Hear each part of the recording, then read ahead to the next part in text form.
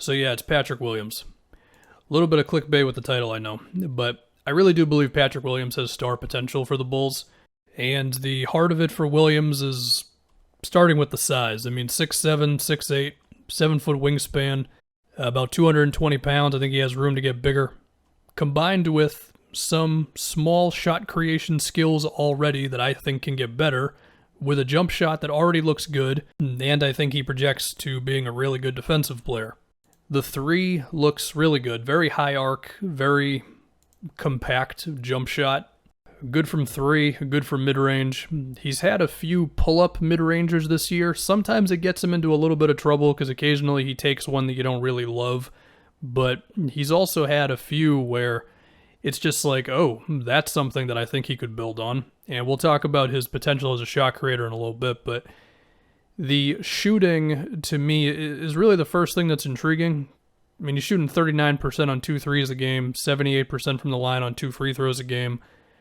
And when I just look at his shot and I look at the lack of hesitancy from three and just how pretty his jump shot looks sometimes, and again, like how good he is occasionally off the dribble from mid-range, I think there's a lot of potential there for him to be a guy who can shoot, 6, 7 threes a game one day. Now, some of that's going to depend on if he gets comfortable enough shooting the pull-up three as he does the pull-up mid-range. Also, will Billy Donovan run plays for him to relocate him, like along the three-point line, or is he going to have like floppy sets one day? I don't know about that. I guess if we could talk about Patrick Williams' role in this Bulls offense, I mean, a lot of the time he's a bit of a finisher right now. So it's catch and shoots, attacking on a closeout, where then sometimes he goes into that pull-up mid-range, cutting to the basket. He'll have an occasional handoff play or pick-and-roll play, but they're certainly not running offense through him a lot right now, which I think is a good thing. I don't think he can handle a whole lot of possessions right now, but when I look at these moments he has where he attacks a closeout and how good he looks off the dribble, or occasionally he'll even bust out a bit of a move like a crossover or something, I think there's more there with Patrick Williams' off the dribble game. I don't think he's just going to be a straight line drive to the rim or catch and shoot type of guy.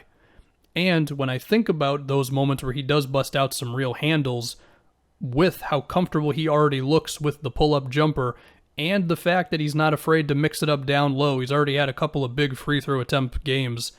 And with the size and the athleticism of 6'7", he's listed at 215. I think he has room to gain some more weight. I put all that together and suddenly it's like, well, yeah, why can't he be a star player in the NBA? Of course, it's easier said than done. I mean, he does still need to make some strides with his handle, even if he can bust out a move occasionally. Now, if you look at some of his not-so-good games where he has a lot of missed shots, most of the time, I don't hate the shots that he's taking. Usually they're open shots that just simply don't go in, or it is occasionally the pull-up mid-range, which for a rookie, he has been very good. I mean, his percentages for mid-range are in the mid-40s, which, I mean, that's good for anybody, let alone a guy in his first season. But just occasionally, it might be like a bit of a Josh Smith-esque shot where it's like, did you really have to take one step into the three-point line and shoot it? But for the most part, he's just existing within the flow of the Bulls' offense. Another concern could be that he's not a natural playmaker right now. He's got more turnovers than assists, and I don't want to say that he gets tunnel vision-like, but he just doesn't have a playmaker's brain right now, and that's the sort of thing that would develop probably a little later than other things. I mean, even Kevin Durant took 6 years to get to 4 assists a game, so it could take a minute, and that's fine. If I could talk about Patrick Williams' defense, I think he projects to being good on that side of the floor too. You could say he's already better than your average rookie. I mean, in the last game they played against the Sixers, he was on Tobias, and they ran a lot of screen action, and Patrick Williams had to fight around screens and stuff, and I think he did pretty okay for the most part. He also had a couple possessions where Tobias took him one-on-one, and he forced Tobias into shooting a turnaround or a pull-up, and Tobias still made a few, but they were the type of shots that you would want Tobias to be taking. And it was a similar thing against Zion, which was who Patrick Williams was defending a bit. He did foul Zion a few times. To be fair, almost everyone does that. But I still liked his activity. and I felt like he was in the right spot. It was just simply he's 215 or so, and Zion's Zion. But yeah, I like Patrick Williams a lot. Now if I can just talk about the Bulls, because I don't think I've done a video on Chicago in a minute. I think for this season, I mean, maybe they make the playoffs, maybe they don't, I don't know. Zach LaVine's really good. I'm all in on giving LaVine a max contract, assuming LaVine wants to stay. We all just assume that one, and it seems like that's the case, but you never really know. And to me, you can build a good team around Zach LaVine. You just need a good amount of passing and defense. And to me, Patrick Williams and Wendell Carter both project to being those types of guys, at least defensively. I don't think the perfect point guard next to LaVine is on the roster currently. I know Bulls fans want Lonzo, but he's been so good for the Pelicans lately, they should probably just keep him. Wendell, to me, is not as essential as Patrick Williams. And honestly, to me, it's LaVine and Williams as the two guys they have to keep. Everybody else is expendable.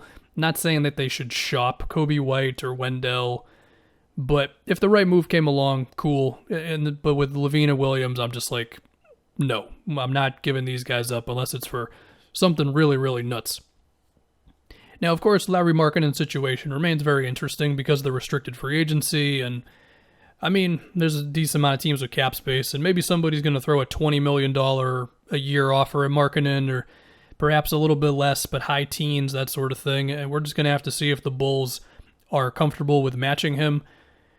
Personally, I'm not huge on Markkanen at this point. He just had a great game against the Sixers, I know. He had 7 threes, but to me, Markkanen is this awkward player where he's never really been good enough from outside. Like, he has moments from three, of course, but for his career, he's not some sniper who terrifies the defense.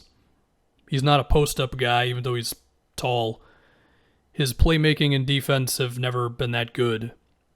And even this season, for all the talk about how he's been better, in the 15 games he's played, he's still had like 6 that were inefficient games where he had at the most like 16 points. Now, he has been in and out of the lineup, and also there's a good amount of time left to go in this season, and of course he just had a great game in his one game back. So we'll see with Markkanen, but I can't help but think like the long-term ideal team next to Zach LaVine. I can see Patrick Williams, I can see Wendell, I can even see Kobe White as an off-the-bench guy.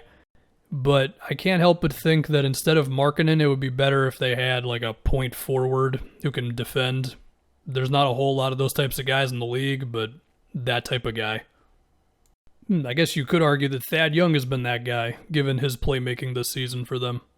But yeah, to get it back to Patrick Williams, the height, the athleticism, the shooting touch already, the defense with where it's at right now, and then the signs that he has already shown of being a guy who can create some offense himself, pull up for some jumpers. And I think if you stretch those jumpers out to the three-point line, you give him some more opportunities, and we also give him a couple years to get a little bigger, develop the scorer's mentality, and improve a little bit with the handle.